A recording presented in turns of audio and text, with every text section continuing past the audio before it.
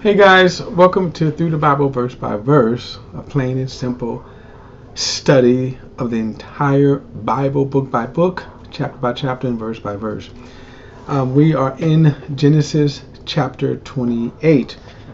This is Jacob's send off, and at this point, Genesis will shift and focus mainly on Jacob's journey, which will eventually lead him to Egypt. Okay, but this is where it shifts now, and if you remember in the last chapter, Jacob with his mother steals what Esau would have thought was his birthright. What's sad about this is it puts into motion a lot of reaping that could have been avoided had they just simply followed God. Now we also got to keep in mind that even though we say, I'm saying, in other words, they could have said they're following God. Let me say this, it's not as complex during this time. And let me just say this, let me tell you why. During this time, while it is easy, we have a condensed version of events here, right? In other words, the Bible is only focusing on those events that God is centrally focused on. Okay, but in the broader scheme of things, in other words, they just God didn't hang out with them every day. That's my point. God didn't hang out with them every day.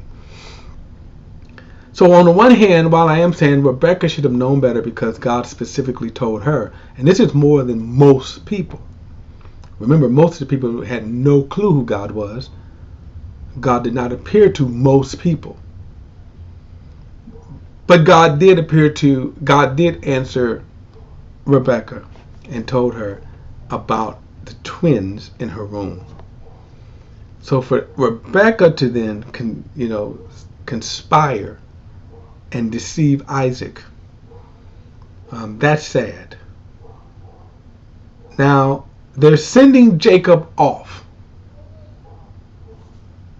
because Esau has said, I'm going to kill him. But they're sending him off because they think Isaac is getting ready to die. Right? This was the whole purpose that Isaac was saying, look, he told Esau to go out and hunt game, bring it to me, I can eat it, and I'm going to bless you. I'm going to bestow upon you the firstborn blessing. Had Rebecca inquired of the Lord, when she inquired about the wrestling in her wombs, and the Lord answered her, the Lord would have given her instructions. Now, the reason why that's important is because Jacob won't die for another 75 years. So, in a sense, other than maybe God's plan and purpose, right, there's no reason for him to go off at least this way. Now, it certainly might have been, in a sense, as he's getting ready to take a wife, as Isaac took a wife, that God certainly did not want Jacob to marry a woman from the land, the Canaanite land. We're going to see this in just a few verses. But there was no reason for him to go out this way. And that's what kind of, in a sense, make this sort of sad too, because again, Rebecca will never see her son again. At some point, but over the next 20 years, she's going to, at least from the scripture standpoint, she drops out of the scene. All right, so verse 1 says, Isaac summoned Jacob, blessed him, and commanded him. It says, don't take a wife from the Canaanite women. So this could have been a shorter version, but he's going off because They're in a sense going to wait for Jacob to die, which he won't. They're going to, hoping that. I'm sorry. They're going to wait for they're going to wait for Isaac to die, which he won't for another 75 years. And then they're hoping that Esau's anger will subside. By the way, which he will over the next 20 years. His anger will subside. So verse 2, go at once to Paddan Aram, and to the house of Bethuel, your mother's father, marry one of the daughters of Laban, your mother, and may God Almighty bless you and make you fruitful and multiply, so that you may become an assemblies of people. And may God give you and your offsprings the blessing of Abraham, so that you may possess the land where you live as a foreigner, the land God gave to Abraham. Now, again, it's to me unclear whether Isaac is aware that Jacob is the decree, the promise should have went for him in the first place. But he's probably speaking, of course, by the unction of God upon him, the revelation. So, hold on. All right, so verse 5. So Isaac sent Jacob to Paddan Aram, to Laban, son of Bethuel, the Aramean, the brother of Rebekah, the mother of Jacob and Esau. Again, this is just, he's sending them off. Now, like I said, this probably would have happened, especially since Jacob tells him, do not marry a Canaanite woman.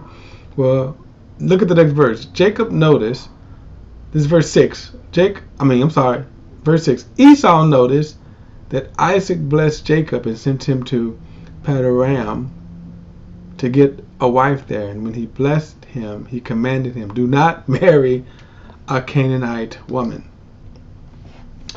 And Jacob listened to his father and mother and went to Paddan Aram. Esau realized that his father Isaac disapproved of the Canaanite women. Well, really? You just now noticed that, Esau? Okay, verse 9. So Esau went to Ishmael and married, in addition to his other wives, Mahalath, daughter of Ishmael, Abraham's son, and she was the sister of Nebaioth. Now, it's not clear why Esau is doing this, and especially going to Esau. But, again, he just mentions that, but it just kind of shows you that it doesn't help him in the least, right? It just doesn't help him in the least. All right. Esau is a disgusting person. The point here about Esau, at this point, he's a disgusting person. He looks at him and goes, like, here comes Esau. Oh, he's that kind of disgusting person. Let me go back. All right, verse 10. Jacob left Beersheba and went towards Haran. He reached a certain place and spent the night there because the sun had set. He took one of the stones from the place, put it there at his head, and lay down in place. Excuse me. And he dreamed a stairway was set on the ground with its tops reaching heaven, and God's angels were going up and down on it. Now, this is known as the famous Jacob's dream, the stairway to heaven. All right. So, verse 13, Yahweh was standing there beside him, saying, I am Yahweh, the God of your father Abraham, and the God of Isaac. I will give you and your offspring the land that you are now sleeping on. The offspring will be like the dust of the earth, and you will spread out towards the west, the east, the north, and the south. All the peoples of the earth will be blessed through you and your offspring. Look, I am with you and will watch over you wherever you go. I will bring you back to this land, For I will never leave you until I have done what I have promised you. Now, God renews the covenant with Jacob. This covenant, again, should have been his anchor. Unfortunately, it is not, but it should have been his anchor. In other words, it should have been the one that he, let me put it this way, it should have been the guiding principle of faith for his life. And we're going to see this over the next 20 years. Now, so keep this in mind. He's speaking this now, renewing the covenant. In other words, right now he should know God has already promised him that he's going to bring him back here. And I'm saying this now because there's going to be a lot of fear. But God is going to, again, renew this later on. We're going to see this later on. I'm saying this here is that he should have known this from the beginning, though. That he should have realized, and then he would have been able to kind of guide his life and set his life. Now, I'll tell you, Abraham did that. Abraham was able to guide his life and make decisions based upon the promises that God has made. Jacob's going to have a little rougher patch because of, in other words, to get God, in order for God to get Jacob to the place where he wants him, it's going to be a little rough ride. And sometimes that happens when we're not obedient to God as we should be. Okay? So sometimes that hardship comes because of that. Verse 16, and when Jacob awoke from his sleep, he said, surely the Lord is in this place, and I didn't know it. Now, the other thing, too, is that, remember, the dream about should have been, again, even enforcing more of God's faithfulness to Jacob, right? He sees this stairway leading to heaven, angels coming up and down, but they're coming up and down for Jacob and the fulfilled promises of his offspring. It's going to take a while for Jacob to kind of realize that, okay. Verse 17, he said, he was afraid and said, what an awesome place this is. This is none other than the house of God. This is the gate of heaven. Early in the morning, Jacob took the stone that was near his head and set it up as a marker. He poured oil on top of it and named the place Bethel, though previously the city was named Luz. Then Jacob made a vow. If God would be with me and watch over me on this journey, if he provides me with food to eat and clothing to wear, and if I return safely to my father's house, then the Lord will be my God. The stone that I have set up as a marker will be God's house, and I will give you 1/10 of all that you give me. Now, very interesting last statement here. One, he didn't have to make this bargain. That's the other thing right here. He didn't have to make the bargain. Right? God had, think about this now. Did not God just tell him? And again, this is not a judgment. This is showing how weak we can be in our sinful state. That's all this says here. God had just told him. God was the one that gave him the vision that he was going to be with him, right? In other words, God gave him the vision and showed him this stairway of heaven with the angels of God ascending upon it. God told him, I'm going to be with you. I'm going to bring you back to this land.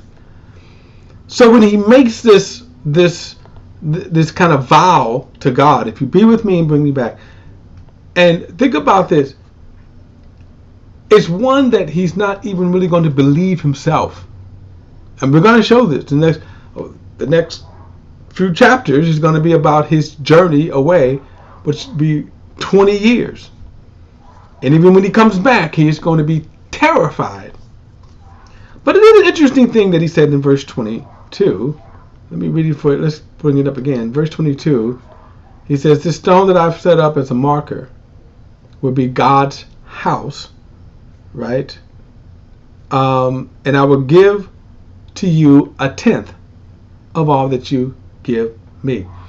Now, in and of itself, this is not necessarily a command, but the tenth there also means tithe or tithing. And what Jacob, and I know a lot of preachers are thrilled at this verse, right? But a lot, what Jacob is vowing is that if God, you be with me and bless me, I will tithe to you. Now, if you remember the tithe that Abraham, we was introduced to the tithe when Abraham fought against the kings and rescued his nephew Lot. That tithe was simply from the spoils that he gave to Melchizedek. This tithe, Jacob is vowing that whatever you give me, right? Whatever you give me, I will give you a tenth of this. I will give you a tenth of that. Now, this is Jacob's vow. This is not God setting this as the standard, although later it will be incorporated into the law. But it's kind of interesting to see the beginning of it will be as a vow for God to be with him. What is interesting about the vow is that he did not have to make the vow, since God had already told him that he was going to be with him and bring him back to the very land. In other words, he already told him. He said, I just told you this. His response is that if you will be with me, right? If you do this, God, you don't have to make that kind of bargain with God. In fact, it's more insulting to God because he already told you. God is faithful. But he said, but the thing is that he said, if you do this, then I will give you a tenth of all that you give me. So that's Jacob's vow of the tithe, which would be later incorporated into the law of Moses and used even today by a lot of churches, if not most churches, in terms of tithing. But keep in mind that he made the vow over something God had already promised him. In other words, he didn't have to make the vow anyway. That's my point. This is not something that God asked. This is something that Jacob made, and he didn't have to make the vow. God had already promised him, I'm going to be with you. I'm going to bring you back. I'm going to bless you. All the families of the earth are going to be with you. Why? God decreed this while Jacob was in the womb of his mother. Okay? All right, guys. Chapter 29 in our next study. As we continue on in Jacob's journey now. It's going to be quite an interesting journey. Chapter 29 is going to be quite interesting too. All right, guys. See you in the next chapter. All right.